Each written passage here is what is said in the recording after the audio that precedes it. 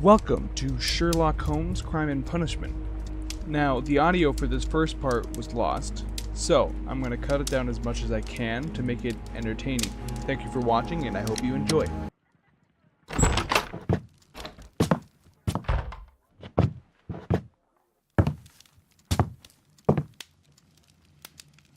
Holmes, what happened?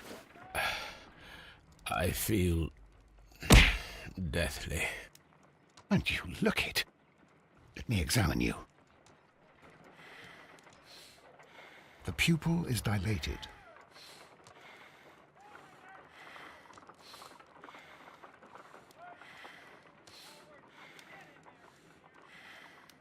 The temperature appears to be normal. I need to concentrate and count the heartbeats.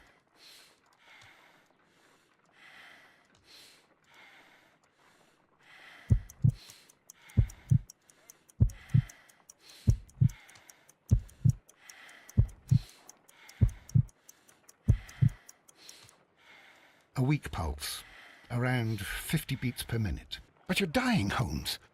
Your pulse rate is dropping. We need to get you to the hospital immediately. The antidote. Give it to me. The antidote? You mean that you're poisoned? Now. Please. Here, drink it all. Don't tell me that you did this to yourself. Hemlock and datura. I was compelled to. Holmes, imagine if I'd not returned home when I did. What might have happened? I knew that you would. Mr. Holmes, Inspector Lestrade is here to see you. Mr. Holmes is unable to see anyone at the moment. He is unwell. A good day, Inspector. Ah, Mr. Holmes. I'm glad to find you here. I need your help. This is a strange one. We have brought in two young bankers from the city, sons of lords, members of the chamber, and so on and so forth. They were found stranded in a rowing boat that was drifting on the Thames. A romantic escapade with an unhappy ending, Lestrade. What? Well, yes, they were both in the bath, but... what? As I said. And they were tied together. You are lacking in imagination, Inspector. Well, no, I'm not. Anyway, there was a banner flapping about in the boat with the RMS Oceanic printed on it and signed by the Merry Men. The Oceanic? Isn't that the largest steamer ever built? Yes. And these two young banker chaps are sons of the owners of the White Star Line, the company that built it. There are rumours of corruption. I'm not interested in politics, Lestrade. I'll keep it then. Here's another one that's a bit more complex and maybe to your liking. It's a murder, but we're unable to find any weapon. We haven't touched anything. It's at the Roman Baths in Strand Lane. A murder, a vanishing weapon, the Roman Baths. That's for us. Watson, fetch your hat.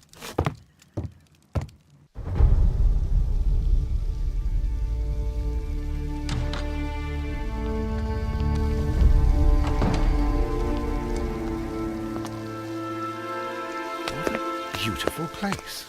With a dreadful murder. The body of Sir Rodney Bentcliffe is still in the steam room. It has not been touched, per your usual instructions, Mr. Holmes. I shall be waiting for you here, but please hurry. Are you able to identify the men who were with the victim in the steam room? Yes. The manager of the bath, Sir Gregory Pitkin, a lad from the City Council, Garrow, and an archaeologist by the name of Blinkhorn. I think the plump one, Garrow, did it. He doesn't seem right in the head. Well, we shall see. You found no murder weapon? No, and that's why I called you.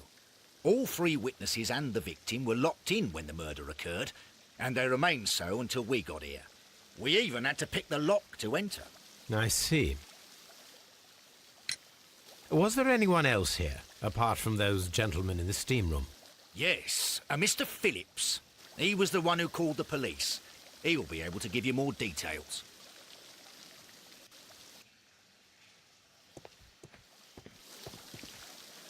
Good day to you, Mr. Phillips. My name is Sherlock Holmes, and this is my colleague, Dr. Watson.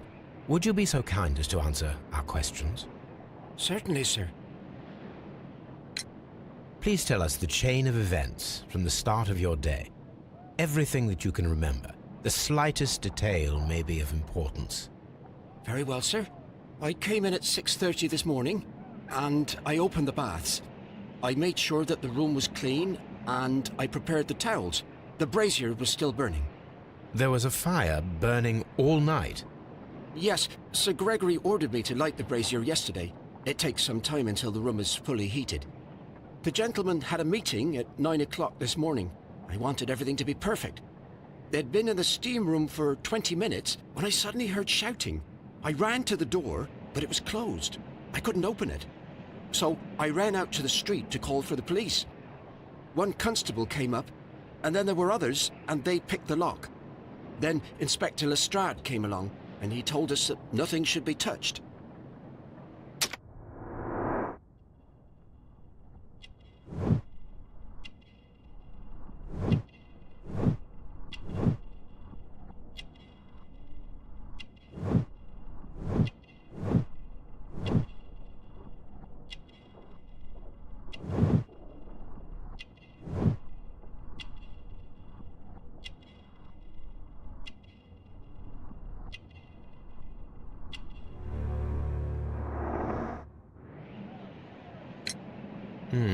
Did you receive any other visitors this morning? No one. Until these gentlemen arrived. Sir Gregory was the first.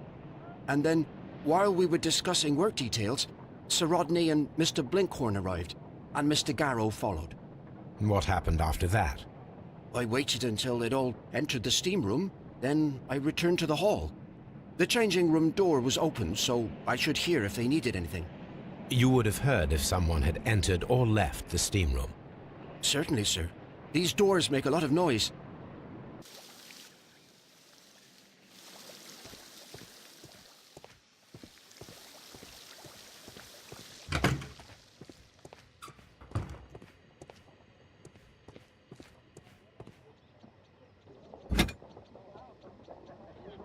Champagne for a special occasion. An ice bucket to keep the champagne chilled.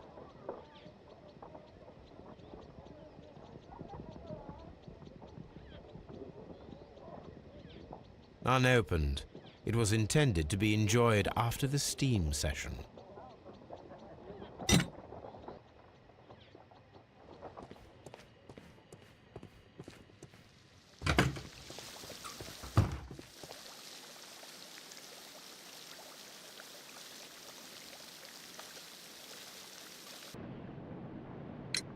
There is a bottle of champagne on ice in the changing room. Do you have any idea who left it? There is? Are you quite certain? I didn't pay any attention. Do you believe that it's important?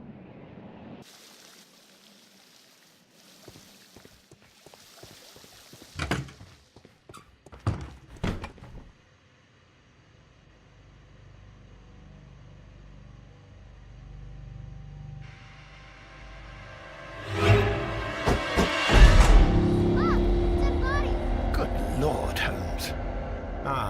Death with a peculiarly Roman piquancy. Like the one you almost had an hour ago. Let us forget about that.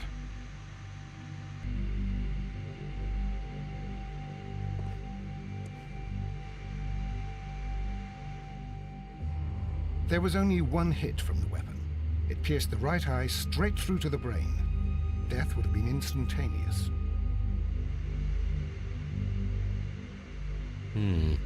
The wound should not have bled so profusely. This pool is rather large. Look, Watson. He was wearing a ring. He very likely removed it before the steam session. Some dirt or earth. I'll take a sample. Well, death is very recent. Between 30 minutes to 1 hour ago.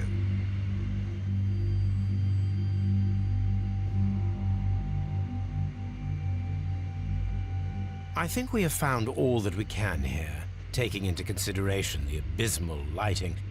Constable, we have finished with the body. We don't have many leads here. What concerns me is that we still have to find the murder weapon. Mr. Holmes? Please have the body removed without disturbing anything else in the room. All right, Mr. Holmes. I was wondering, Holmes, it's fairly reckless to carry out a murder inside a closed chamber. Why do you suppose they did it? There are a great many possibilities. The murderer was in a hurry, or he is an artist, or a ghost, or he wanted to ensure that I'd be brought in on the case. Probably the latter. You are ridiculous. Do you know that?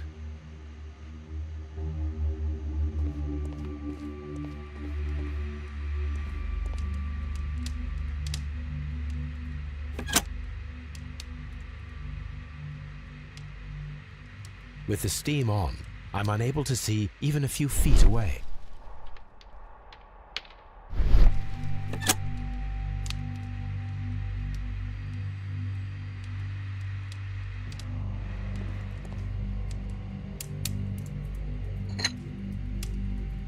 These lenses are for myopia. The wearer is short-sighted. One lens is cracked, probably due to the temperature of the brazier.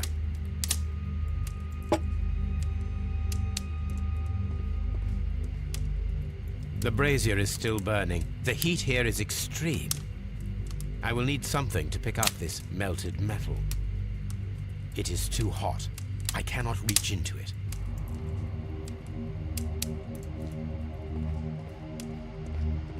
It's horrible. So Rodney, he's dead. Can't we speak about it somewhere else? I should check this blood sample at Baker Street. This key was covered in blood. I should ask Phillips about it.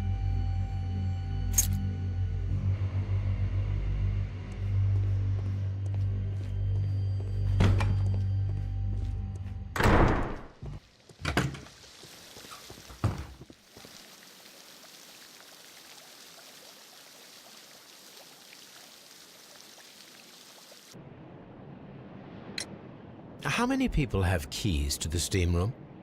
We have just the one key for now, which Sir Gregory gave to me. So, this morning you opened the steam room, and then? I put the key inside my desk, but when they called, I couldn't find it. It had disappeared. I don't know where it is. Did you leave the baths at any time, or receive any visitors? No, sir, I did not. You are not telling the truth, Mr. Phillips. You left your work this morning, and you went to the post office, where you dispatched a telegram at around 7:30. But how could you... No, The telegram was for someone in Manchester. Mr. Holmes, it's I'll tell you everything. I left the baths at 7:20. My sister wrote to me yesterday, and she needed a reply, or our mother is unwell. I was away for 20 minutes, and I closed the baths on my way out. Did you receive a reply from your sister? No, she wasn't meant to. I just told her to pawn my old school uniform so that she could pay for the medication. Did you check to see if the key was still in your desk when you returned? No, I didn't. Please, Mr. Holmes, don't tell the police about this. Sir Gregory would give me the sack. I need this job. I see.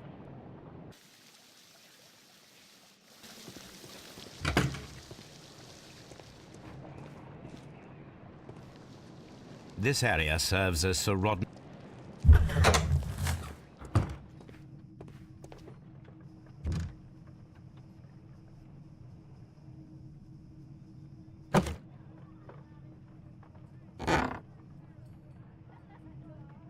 A glass plate negative is missing. Glass plate negatives, a remarkable method for recording ancient civilizations.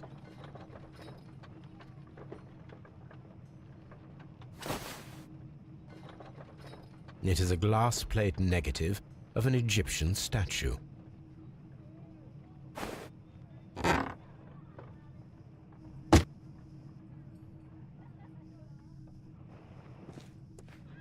Archaeological findings, old clay pots with numbers inscribed upon them.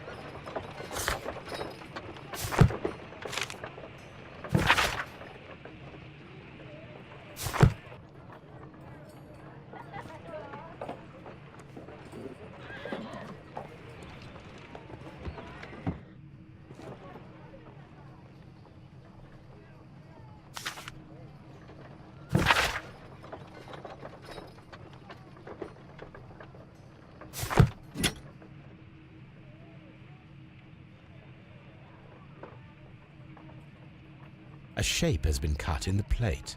What should be done with it?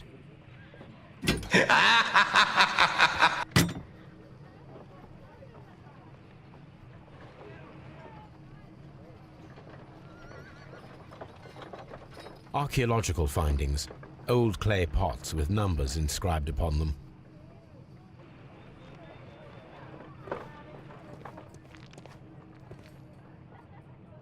Tools used by archaeologists in their research.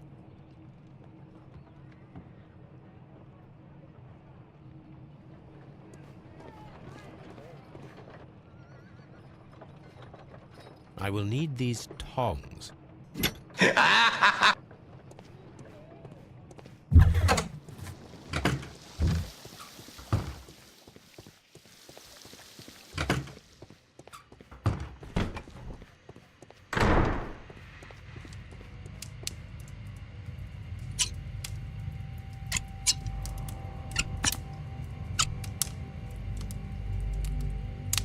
I should analyze this melted metal.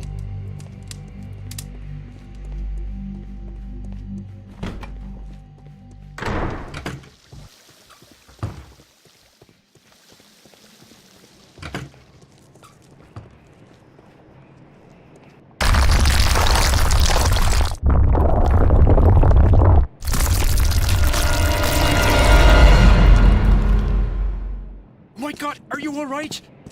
I wonder how this could have happened. Yes, it is somewhat treacherous. Fortunately, I am unscathed. To where does this corridor lead? To the frigidarium, the coal room. Barely unscathed and by a very small margin. And treacherous is an understatement.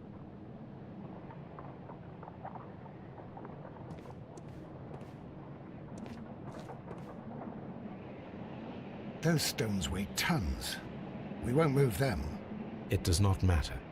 If our investigation requires it, we shall ask for them to be removed.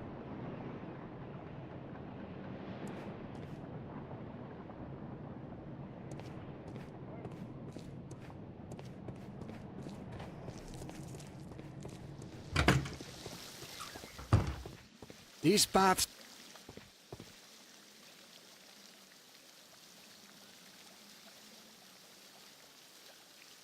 Mr. Holmes, I should like to take the suspects to the yard. You can interrogate them there. Any objections?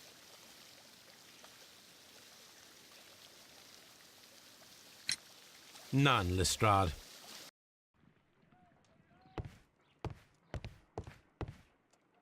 On the sofa for the third time today. Well, don't be surprised if Watson sits on you again.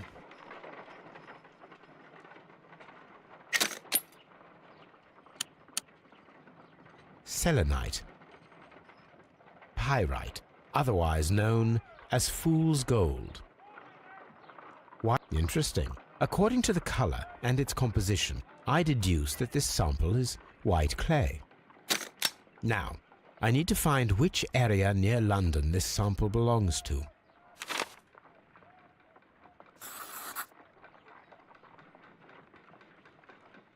The sample of dirt belongs to the White London clay region, located near the city of St. Albans.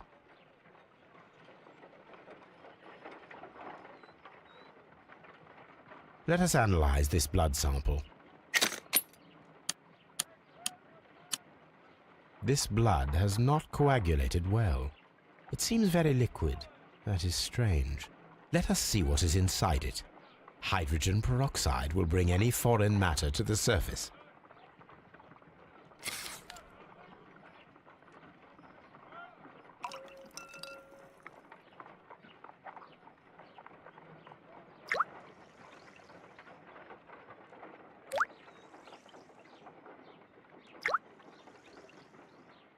Water. This blood is heavily diluted with water.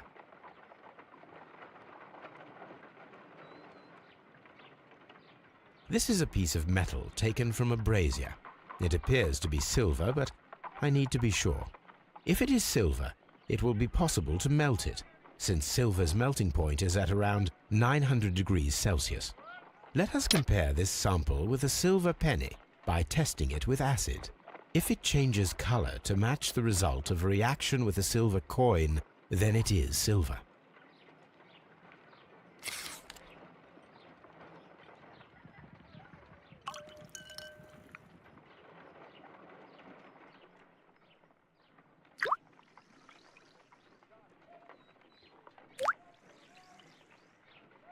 The reaction is the same red stain. It is silver, Britannia silver quality.